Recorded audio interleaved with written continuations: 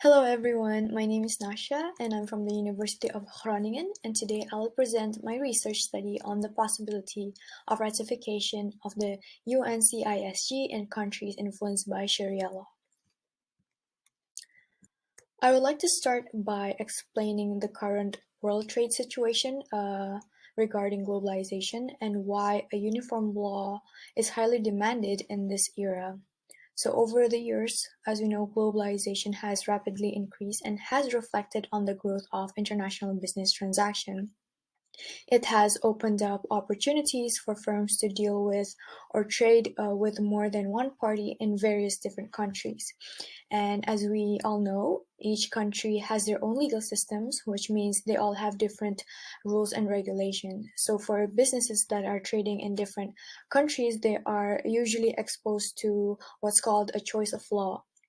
In other words, they will have to negotiate and determine which law they will use to govern their trade contract. So it is either the buyer or the seller's home country's legal system that will be used. And the process of this negotiation has long been a problem since it usually leads to conflict and it is also time consuming. And therefore, the demand of a uniform law has become more and more of a necessity in dealing with a choice of law. This study focuses on Sharia law because it has not received the same attention as civil law and common law, and there exists various misconceptions regarding Islamic principles that are viewed to be adamant about changes. And so the study also aims to shed light on the understanding of Sharia law's principles for business activities.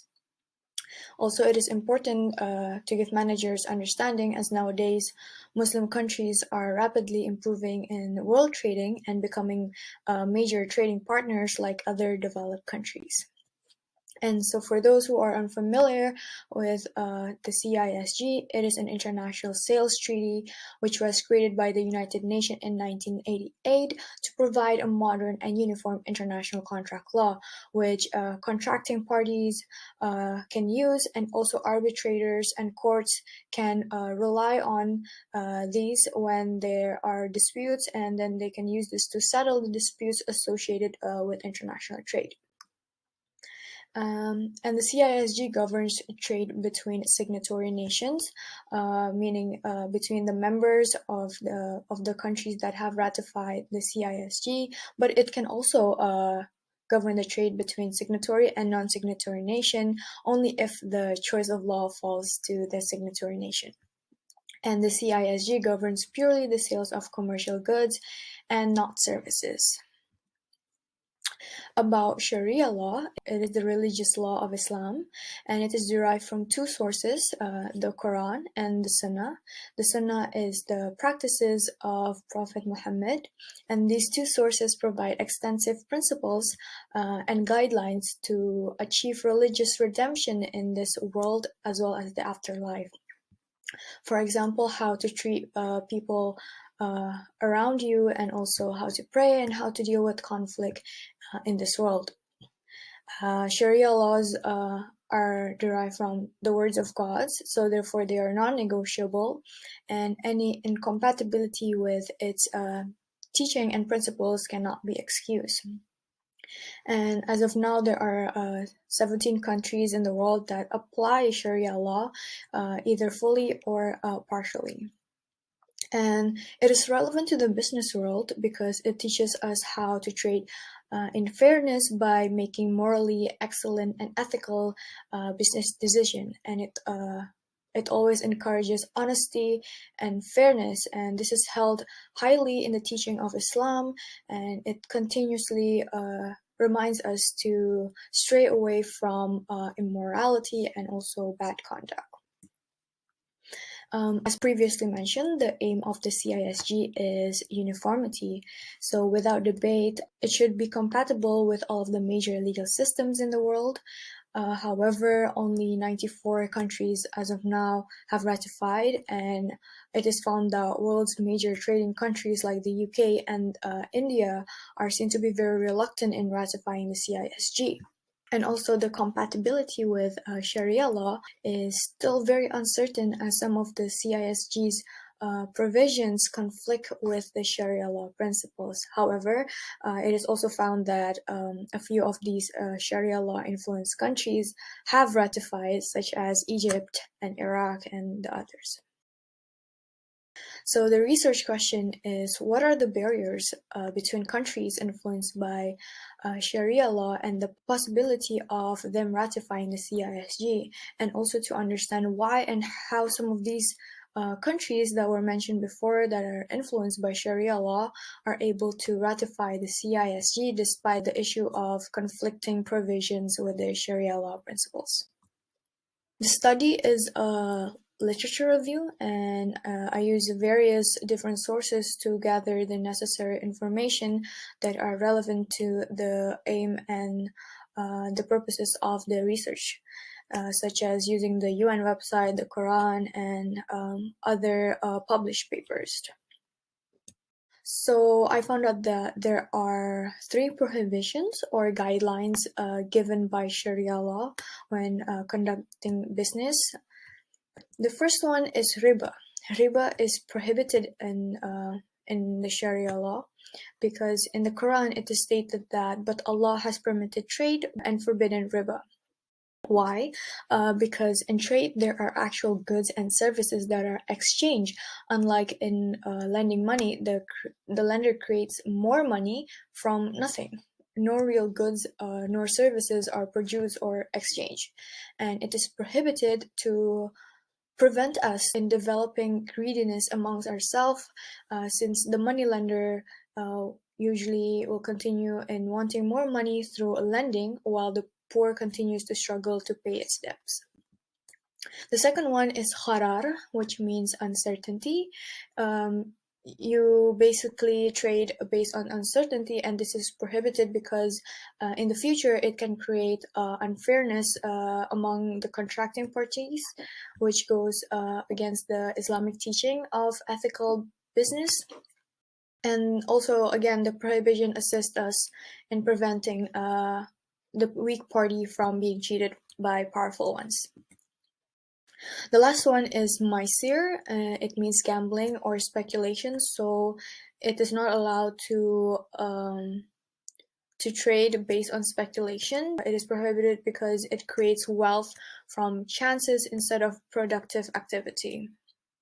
And these things conflict with CISG because riba conflicts with CISG Article 78 as it permits the charging of interest, and Qarar and Maisir also conflicts with the CISG Article 55 that allows a contract to be agreed upon without a determined price, which creates uncertainty in the future on how much of the price that you're going to pay for the things that you sold. So, for example, you are expected to deliver a 10 kilogram of salt without a determined price, and when you deliver the 10 kilogram of salt, there's a chance that the buyer will pay it below the value that you expected, which can create unfairness, and therefore this is why Sharia law prohibits uncertainty to protect the welfare of both the buyer and the seller, and also eliminate the chance of being, again, cheated by one party. So for Sharia law courts to comply with Article 55 and 78 of the CISG, it would be highly unacceptable to dismiss the words of God. So we can say that the CISG is incompatible with Sharia law because, again, any contract containing any of these provision will be deemed void. Next, I analyze the level of influence of Sharia law has in a country's legal system, and I focus the study on these 3 countries, Saudi Arabia, Egypt, and Indonesia, and I analyze the level of influence through analyzing and understanding their legal system and its effort in adhering to the Sharia law principles.